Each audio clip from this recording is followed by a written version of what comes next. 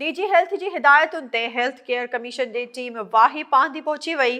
Medical स्टोरनि ऐं क्लिनिकुनि ते छापा। केतिराई डॉक्टर ऐं मेडिकल स्टोर मालिक पंहिंजा स्टोर ऐं क्लिनिक बंदि करे फरार थी विया। एसएस न्यूज़ जे रिपोर्टर गुलाम नबी लगारी मूजिबि सिंध हेल्थ केयर कमीशन जे असिस्टेंट डायरेक्टर डॉक्टर अब्दुल समी राजपर ऐं डॉक्टर ठाकुर दास वाही पांधी ऐं जोही पहुची 3 क्लिनिकूं सील कयूं।